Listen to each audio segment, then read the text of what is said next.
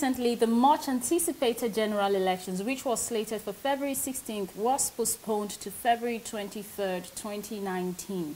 Now, this did not go unnoticed as it has since been generating lots of controversies and mixed reactions from various arms and Nigerians in general.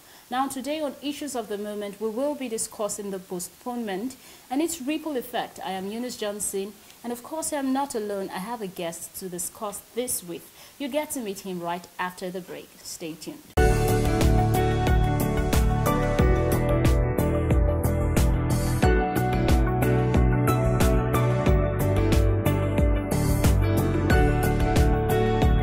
If you just joined in, the program is still Issues of the Moment, and if you give us some minutes of your time, would make it worth your while. Election postponement, matters arising, is our focus today, and my guest is Ben Shemang, Acting Director Training, Voice of Nigeria. You're welcome. Thank you very much. Yeah, it's been quite a while, and seeing you, you know, after such a long time. Sure, and of course with these elections, some will have to go to some corners, some crannies here and there. Exactly. To look for news and all that stuff. And for that reason, yes, one could go hiding in search for news. Much needed. Yes. Much needed. Now, Yeah. we're talking about the election postponement. You know, a lot of people have been saying lots and lots of things. And after what looks like a long-term preparation by INEC, everything seemed to be set, no traces of postponement in sight and all of that. And then suddenly, a few hours to elections, we hear them come up and just say, okay, we cannot do this at such short notice. Why do you think this was so? Well, it was so because it was no longer fake news. It was real, as in real, because the Independent National Electoral Commission took into cognizance quite a lot. Of course, they've explained to many Nigerians, the international community, and of course, their reasons are on the, before the public domain. And even when we hear that, they're talking about the weather, and of course, they will tell you, or like they say, aeroplanes will not take off, neither will they land. And if therefore aeroplanes were being used to ferry what they call, or for freight, in terms of carrying sensitive electoral materials, if they couldn't take off, it also follows that they will not land over there. But what we're also hearing from the Nigerian Airspace Management Agency is that, look, up to Friday, the airspace was free, and it was good for either takeoff or landing. But as a layman, for sure, I know that the weather those few days was terrible, and you can hear from my voice, I had kata from that, but that is not, that's just on my own side. But again, if it was so, there was the need for that election to be shifted, so to speak. And if you check, it's not the first time. Jega those days had to shift it.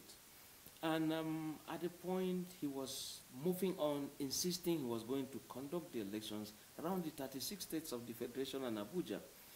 And the security agency said, look, some local governments in some states of northeastern part of the country were still within or occupied by Boko Haram. So they needed to rout those guys, get them squeezed out of that area to enable INEC to conduct the elections. But even then, INEC was still insisting they could do it. But they said, okay, there will be no guarantee for the election officials, for the materials, and of course, we need Nigerians to vote. So that ensured the calling for a meeting of the National Council of State. All former leaders were there, former Chief Justices of the Federation were there, Senate President, and other notable key stakeholders. They all were there, and the reasons looked so convincing, and so INEC had to postpone it. And in this case, INEC again came up to say these elections will have to be shifted by a week, and I think that it's worth it. Let's so you think the reasons they gave for the postponement were justified?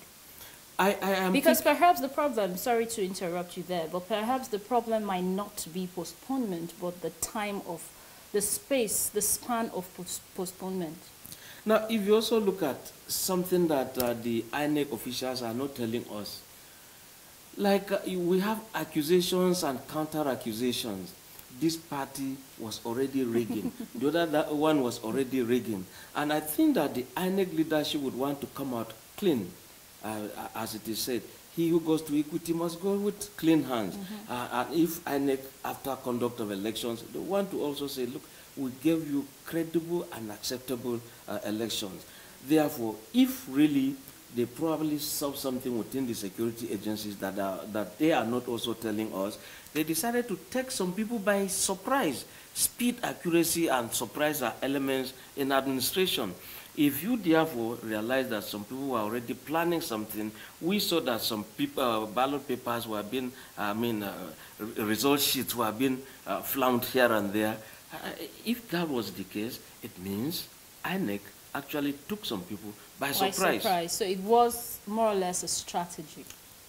You might want to call it a strategy. I tend to believe so. I don't work for them. Okay, but then, you know, over the time, I've come to know you actually as a defense correspondent, apart from your portfolio.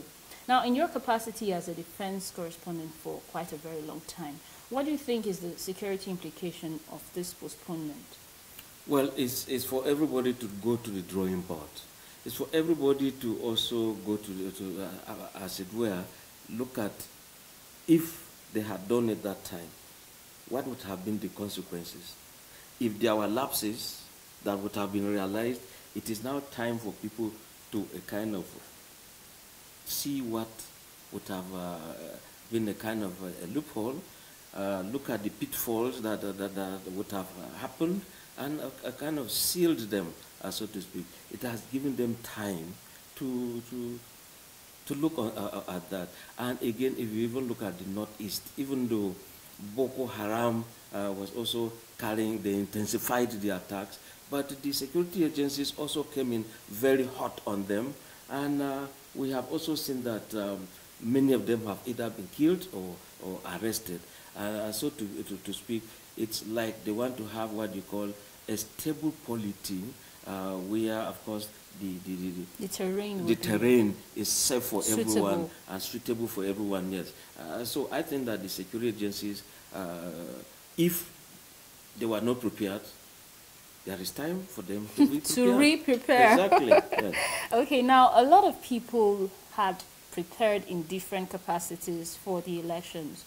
You had some cases where people had to even travel to their states all because they wanted to exercise their franchise. Some did election shopping and all that. So now, what exactly do you think is the impact, the economic impact generally of the postponement? Yes, Eunice, let's start from a very light mood. I saw some people doing some the usual stuff on Facebook. I said, look, welcome to a free Saturday, where there is no election, no wedding, no burial party, no this, no that, no shopping, nothing. So it's a free Saturday for everybody. But talking seriously, if you can imagine how many flights that would have come into the country or gone out of the country, within the country and outside, that money is lost. You can also imagine hotel businesses, that is gone. Markets, if you look at it, those who would have either sold some items or bought some items, that is also lost. And it's huge loss. I can see that the Lagos Chamber of Commerce and Industry, the DG Moda Yusuf, is already calculating in billions what Nigeria has lost around the Federation. And if you also look at it, even socially, where people will gather in the bar beach, have some party, have some fun, and all that stuff. So that didn't take place. So it entails on the economy. And if you also look at taxi business, transportation, intracity, intercity, these things, everything, Nigeria was just been shut down. It was like secondary school boarding, where you say light out, everybody goes to bed, so to speak. But again, the economy actually suffered in all of this. And if you check, yes, some people are also calculating, some schools had to give what they call midterm break. Some also look for fear of the unknown. We can't guarantee your children being in school. parents come pick your school, your children. And so they all rushed, pick, and with the hope that they will return by tomorrow. Here again, people are at a loss. Should they return? Should they call this? You know, it's a big kind of a thing, yes. It is, it is. I agree with you on that. But then we still have a lot to discuss. But then let's take a quick break. Stay with us.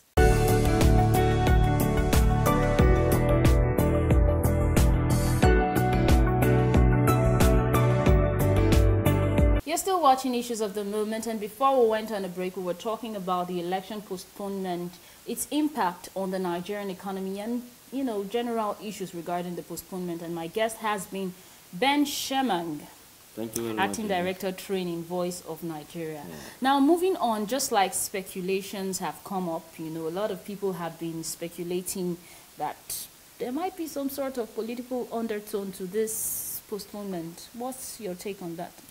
Yes, like I've said before, just like the two main political parties have been accusing INEC. Look, INEC is working for APC. No, INEC is working for PDP.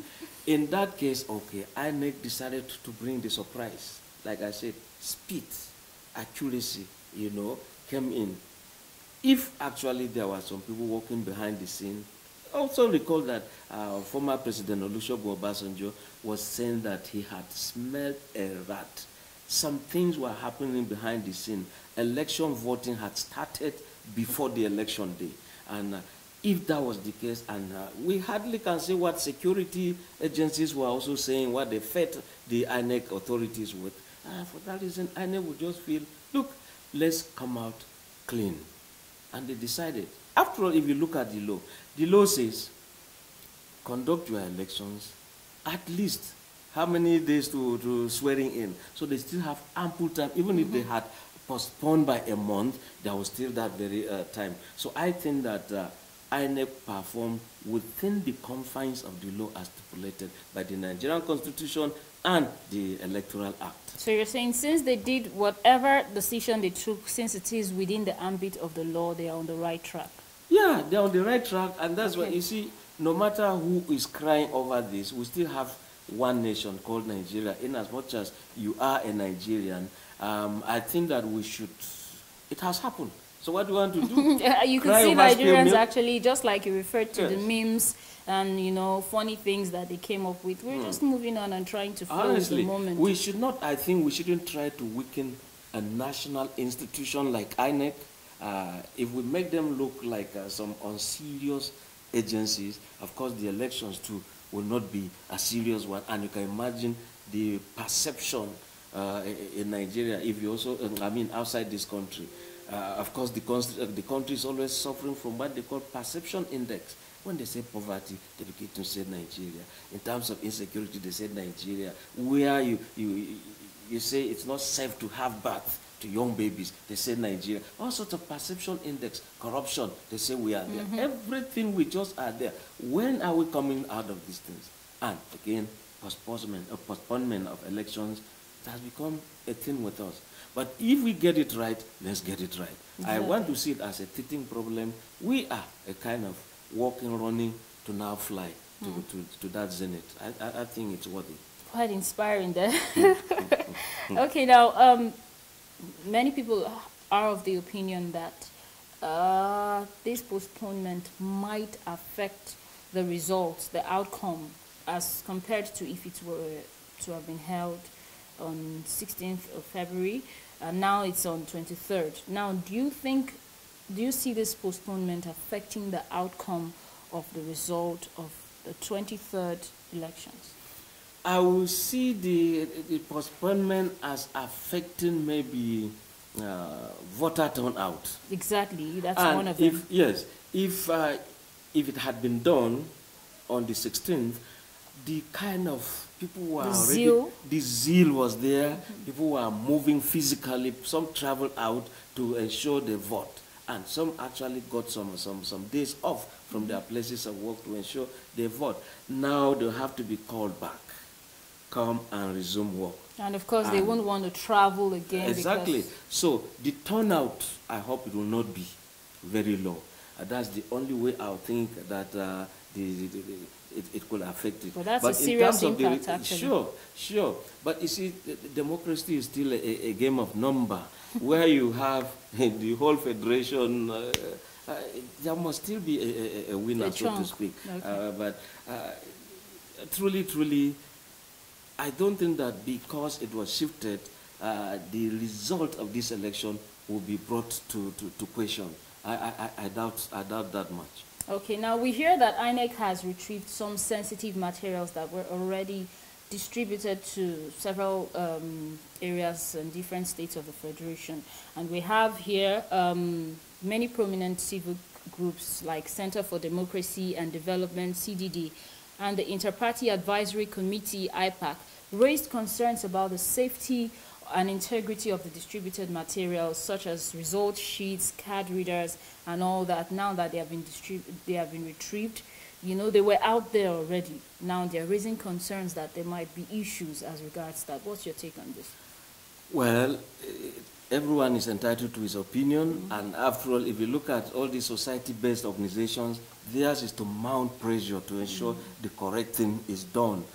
If everybody goes to bed, of course, INEC will simply take every Nigerian for a ride.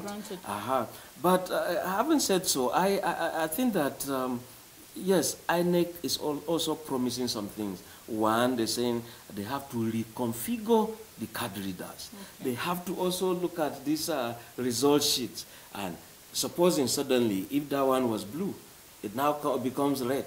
So these are things INEC will do, just the way they took Nigerians by surprise by ensuring that there was a shift. They could as well also fly a new kite.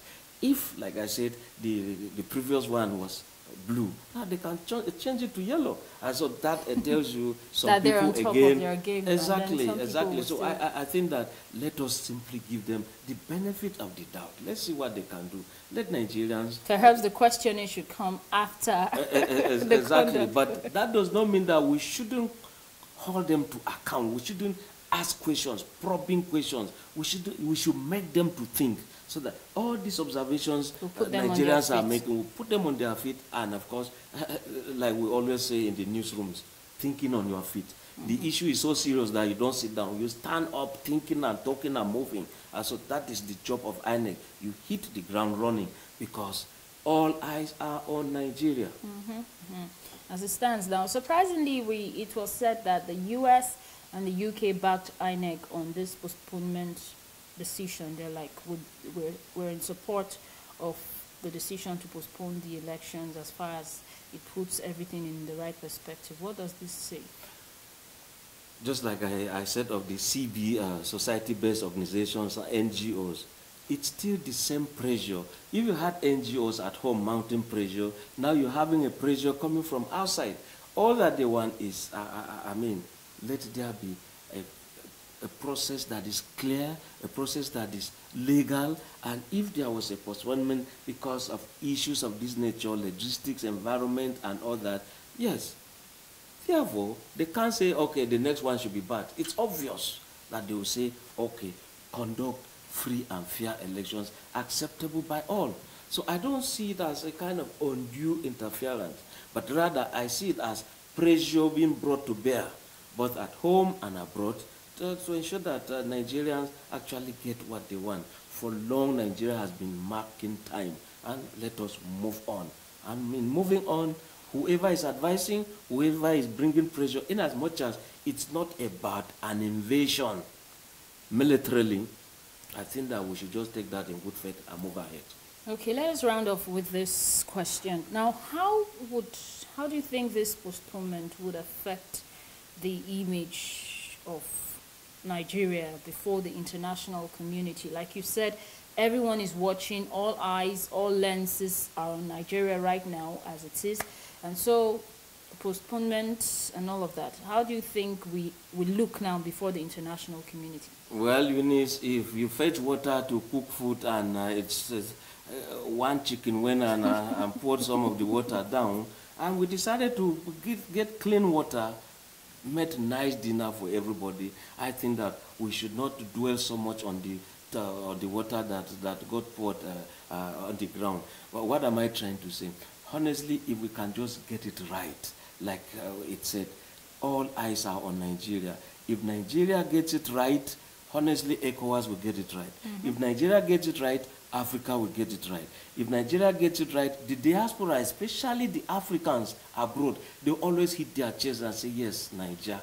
Yes, just like in 2015, exactly. Everybody were hailing exactly. the result. And so if you check the international media, everybody, look, the searchlight is all on Nigeria. Will they get it right? This black nation, most populous nation, you know, the giant of Africa, which we are, the first economy of Africa, will they get it right?